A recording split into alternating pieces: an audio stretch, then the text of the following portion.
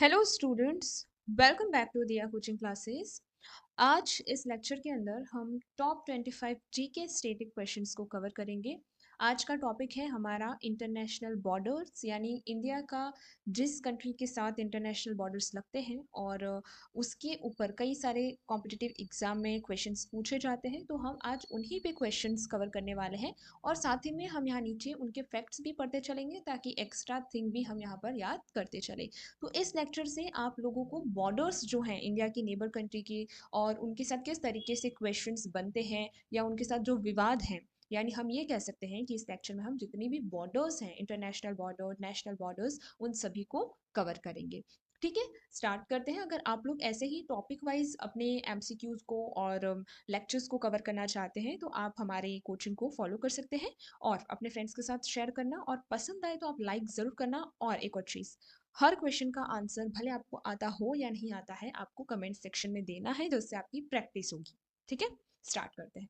First question है, 1914 में निर्धारित मैकमोहन रेखा के संदर्भ में कौन सा कथन सही है? ऑप्शन ए है भारत चीन की संपूर्ण सीमा है। ऑप्शन बी है चीन इसे अमान्य मानता है। ऑप्शन सी रेडक्लिफ द्वारा खींची गई थी, या फिर ऑप्शन डी है केवल लद्दाख में स्थित है। अब मैकमोहन के संदर्भ में अगर बात करें तो यहाँ पर आपका ऑप्शन बी ही करेक्ट होगा कि चीन इसे क्या करता है, अमान्य मानता है। फैक्ट देखते हैं, इसकी लेंथ और लोकेशन की बात करें तो इसका 890 किलोमीटर लंबाई है और मुख्य रूप से ये भारत के अरुणाचल प्रदेश और तिब्बत के बीच में है। यानी भारत और चीन के बीच में है, ये तो गलत हो गया है ना। संधि क्या है, देखिए मार्च अप्रैल 1914 का जो शिमला समझौता हुआ था उस समय मैकमोहन लाइन की संधि की गई थी। मुख्य व्यक्ति यह sir Henry McMahon British Bharat के विदेशी सचिव थे उस समय, उनके द्वारा खींची गई थी। यानी ऑप्शन सी रेडक्लिफ द्वारा खींची गई है, ये भी रॉन्ग हो जाता है। विवाद क्या है, भारत इसे कानूनी सीमा मानता है लेकिन चीन इसे अवैध बताकर अरुणाचल प्रदेश पर दावा करता है। अगला क्वेश्चन है, रेडक्लिफ लाइन के संदर्भ में कौन सा कथन गलत है? अब क्वेश्चन को हमेशा पढ़ना है, सही पूछ रहा है या गलत पूछ रहा है। आगे वाले क्वेश्चन में सही कथन पूछा था और इस वाले क्वेश्चन में गलत पूछा गया है। ठीक है, ऑप्शन ए है इसके अध्यक्ष सिरिल रेडक्लिफ थे। ऑप्शन बी, इसके लिए दो सीमा आयोग बने थे। ऑप्शन सी, यह केवल दो राज्यों में लगती है। और ऑप्शन डी, यह 17 अगस्त 1947 को जारी हुई थी।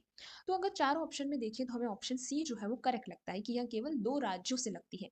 देखिए कवरेज की बात करें तो यह भारत के गुजरात, राजस्थान, पंजाब राज्यों और जम्मू कश्मीर व लद्दाख से लगती है।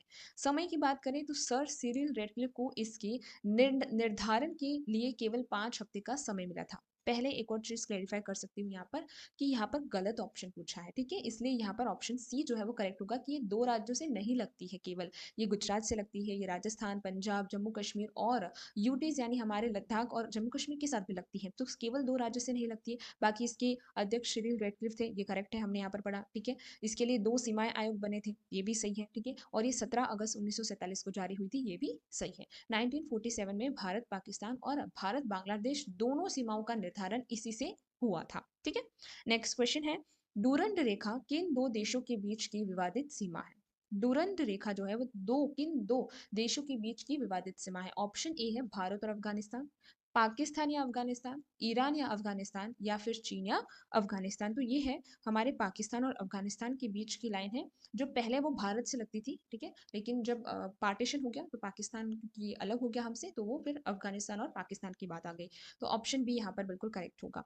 12 नवंबर 1893 पर सर मॉर्टिमर डूरंड और अमीर अब्दुल रहमान खान के बीच ये हुई थी और इसकी लंबाई 2670 किलोमीटर की है। यह पश्तून जनजाति क्षेत्र को विभाजित करती है और अफगानिस्तान इसे आधिकारिक सीमा नहीं मानता है। ये विवाद चलता है इन दोनों के बीच में। अगला क्वेश्चन है, उत्तर और दक्षिण कोरिया के बीच असैन्यकृत क्षेत्र की चौड़ाई कितनी है? ठीक है ना, उत्तर और दक्षिण कोरिया के बीच में असैन्यकृत क्षेत्र DMZ जिसे बोलते हैं, कि चौड़ाई कितनी है?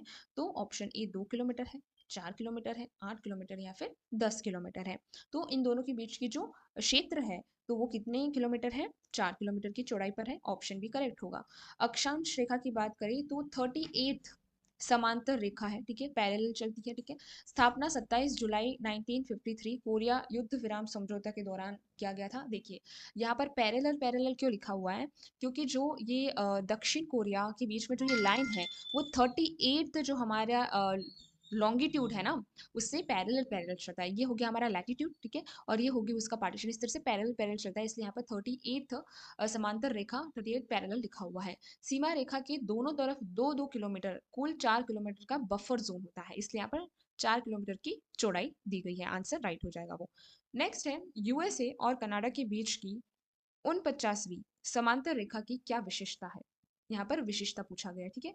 ऑप्शन ए बिना सैन्य सुरक्षा वाली सीमा है, या पूरी तरह से कंक्रीट की दीवार है, केवल समुद्री सीमा है, या एशिया को जोड़ने वाली सीमा है, ठीक है। तो यहाँ पर यूएसए और कनाडा की बात की जा रही है, ठीक है। तो आपको सीधा पता चल रहा है कि सैन्य सुरक्षा वाली सीमा है, ऑप्शन ए करेक्ट हो जाएगा। कंक्रीट वाली दीवार तो है नहीं, समुद्री सीमा यहाँ पर है नहीं यूएसए और कनाडा के बीच में, और एशिया की तो बात ही नहीं होती, तो ऑप्शन डी तो गलत हो जाएगा, ठीक है। अब कुल लंबाई कितनी, ये 8,991 किलोमीटर, ठीक है। कनाडा अमेरिका की पूरी सीमा है। 1818 की संधि और 1846 की ओरेगन संधि से इसका वो हुआ था, इसको रेखा खींची गई थी। द शेल्स क्या है, घने जंगल वाले हिस्से में सीमा पर 20 फीट चौड़ाई पर पट्टी को पेड़ों से पूरी तरह साफ रखा गया है, ये यहाँ पर पॉइंट है, द स्लैश कहा जाता है। नेक्स्ट है तृतीय विश्व युद्ध में फ्रांस द्वारा बनाई गई रक्षात्मक लाइन कौन सी थी।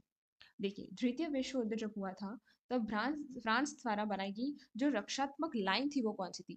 हिडनबर्ग लाइन थी, मैगिनॉट नाइट थी, या फिर सिगफ्रीड लाइन थी, या फिर मैनहाइम लाइन थी। तो ये लाइन थी मैजिनॉट लाइन, ऑप्शन बी बिल्कुल करेक्ट हो जाए। मैजिनॉट लाइन ये थी, ऑप्शन बी राइट होगा। निर्माता की बात करें तो फ्रांस के युद्ध मंत्री आंद्रे मैजिनॉट के द्वारा ये निर्माण किया गया था 1930 के दशक में। कंक्रीट के उद्भेद भंकर और भूमिगत कीलेबंदी इसकी विशेषता है। विफलता की बात करें तो 1940 में जर्मनी ने इसे तोड़ने के बजाय बेल्जियम के रास्ते घूमकर फ्रांस पर हमला कर दिया था। नेक्स्ट क्वेश्चन है द्वितीय विश्व युद्ध के बाद पोलैंड और जर्मनी के बीच कौन सी सीमा बनी थी। 7वीं समांतर रेखा बनी थी, या ऑर्डर नीचे रेखा बनी थी, मैजिनॉट लाइन थी, या फिर ग्रीन नॉट लाइन थी। तो यहाँ पर पोलैंड और जर्मनी के बीच में ऑर्डर नीचे रेखा खींची गई थी, ऑप्शन बी यहाँ पर आपका सही होगा। 1945 का पोलैंड सम्मेलन हुआ था इसके लिए। यह रेखा ऑर्डर और नीसे नदी के प्रवाह पर आधारित है, ठीक है, ये नदियों पे बेस्ड है, इसी वजह से इसका नाम नदियों पर ही रखा गया है। 1990 में जर्मनी के एकीकरण के समय इसे आधिकारिक सीमा स्वीकार किया गया था। अब क्वेश्चन नंबर 8 है उत्तरी और दक्षिणी वियतनाम को अलग करने वाली ऐतिहासिक रेखा कौन सी है। 70वीं समांतर रेखा, 24वीं समांतर रेखा, 38वीं समांतर रेखा, या फिर 49वीं समांतर रेखा। अब देखिए दो रेखाओं के बारे में हमने ऑलरेडी पढ़ रखा है। 49वीं कनाडा और यूएसए के बीच में है, तो ये नहीं होगी। 38 जो है वो नॉर्थ कोरिया और साउथ कोरिया के बीच में हमने देखा, तो ये नहीं हो सकता। अब बात है इन दोनों की, तो यहाँ आपका ऑप्शन ए जो है 70वीं समांतर रेखा जो है सही हो जाएगा। आधार नदी क्या है, यह बेन हाई नदी के मार्ग पर स्थित है, और ये 1975 में वियतनाम युद्ध की समाप्ति और 1976 में देश के एकीकरण के बाद यह समाप्त हो गई थी। नेक्स्ट है 24वीं समांतर रेखा भारत के किस क्षेत्र से संबंधित है। सियाचिन ग्लेशियर, कच्छ का रण सर क्रिक जिसे बोलते हैं, वाघा बॉर्डर, या फिर डोगलमा। तो यहाँ पर आपका ऑप्शन बी कच्छ का रण सर क्रिक से ये क्या है संबंधित है। पाकिस्तान 24 डिग्री नॉर्थ अक्षांश को सीमा मानता है जिसे भारत खारिज करता है। भारत का क्या रुख है, भारत थालविंग सिद्धांत के तहत जल मार्ग के मध्य भाग को सीमा मानता है। सर क्रिक 96 किलोमीटर मुहाना मत्स्य पालन है और तेल गैस भंडारों के लिए महत्वपूर्ण है, इसका महत्व है, इसलिए यहाँ पर होता है विवाद। किस सीमा विवाद के कारण वीर तालीब लावारिस्थान बन गया है। किस सीमा विवाद के कारण वीर तावील लावारिस्थान बन गया है। 70वीं समांतर रेखा, 22वीं समांतर रेखा, 38वीं समांतर रेखा, या फिर 49वीं समांतर रेखा। हमने 70वीं पढ़ ली, ठीक है, हमने 38वीं पढ़ ली, और हमने 49वीं पढ़ ली, रहा कौन 22वीं। तो ऑप्शन भी करेक्ट हो जाएगा। 22वीं समांतर रेखा के कारण वीर तालिब जो है लावारिस्थान बन चुका है। ये मिस्र और सूडान के बीच में है, और 1899 की राजनीतिक सीमा और 1902 की प्रशासनिक सीमा के टकराव से यह स्थिति बनी है। 800 वर्ग मील का वीर तालिब क्षेत्र अंटार्कटिका के बाहर अकेले ऐसा स्थान है जिस पर किसी देश का दावा नहीं है। अगला क्वेश्चन है नियंत्रण रेखा किन दो देशों के बीच की प्रभावी सैन्य सीमा है। एलओसी लाइन ऑफ कंट्रोल जो है किन दो देशों के बीच में, काफी स्टूडेंट यहाँ पर कंफ्यूज हो जाते हैं।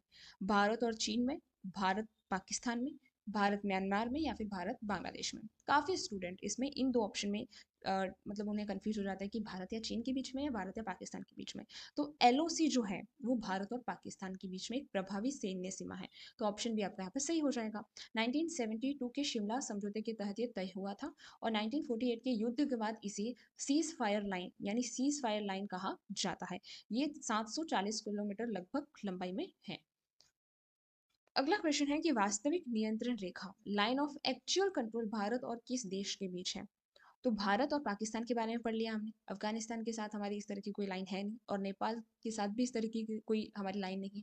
तो बच्चा कौन? चीन। तो ऑप्शन सी करेक्ट हो जाएगा। ऑप्शन सी राइट है। यह 3 सेक्टरों यानी पश्चिमी लद्दाख, मध्य हिमाचल, उत्तराखंड, पूर्वी अरुणाचल में बटी हुई है। 1962 के भारत चीन युद्ध के बाद इसे अस्तित्व में आई है और ये भारत इसे 3478 किमी मानता है, जबकि चीन इसे 2000 किमी बताता है। नेक्स्ट क्वेश्चन है, ब्लू लाइन किन दो देशों या फिर क्षेत्रों के बीच संयुक्त राष्ट्र यूएनए द्वारा खींची गई है। अब ये यूएन के द्वारा खींची गई है, याद रखना। लेबनान या इजराइल है, उत्तर दक्षिण कोरिया, मिस्र, सूडान या फिर सीरिया या तुर्की।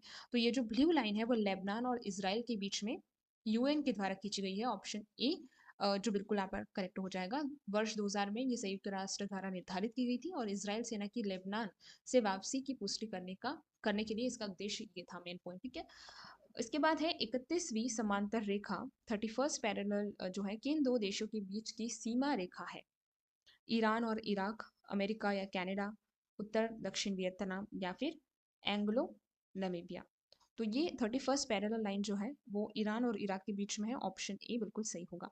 यह रेखा शत अल अरब जलमार्ग क्षेत्र के पास दोनों देशों को विभाजित करती है और 1918 के दशक के ईरान इराक युद्ध का एक प्रमुख कारण यह सीमा विवाद भी था।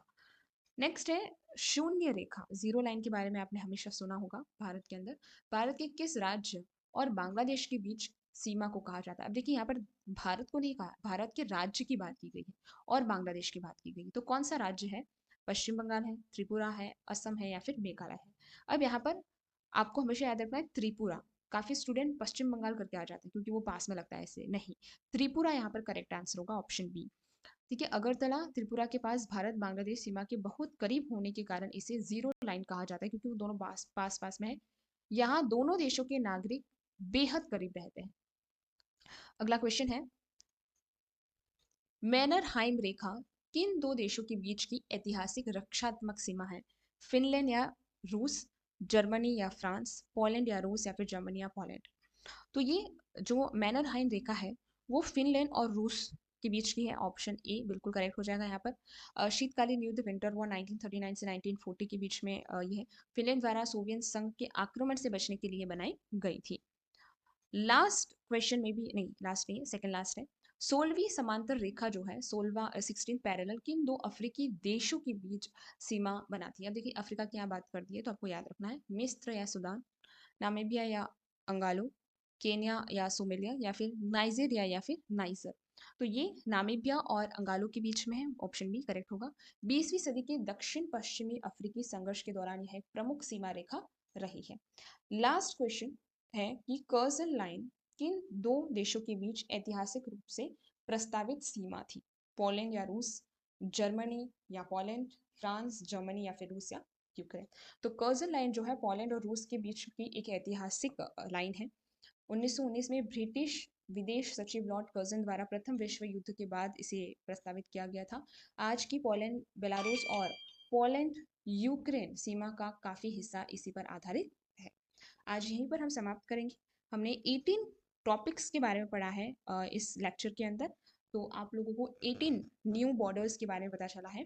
नेक्स्ट चैप्टर में हम और इस चैप्टर को मतलब और जितने भी हमारे बॉर्डर्स लाइन है, इंटरनेशनल बॉर्डर्स हैं और इंडिया को लेकर भी जो भी विवादित प्रश्न है उन सभी को हम उसमें कंप्लीट करेंगे ताकि आपको क्लैरिटी मिले। Okay, thank you very much for today.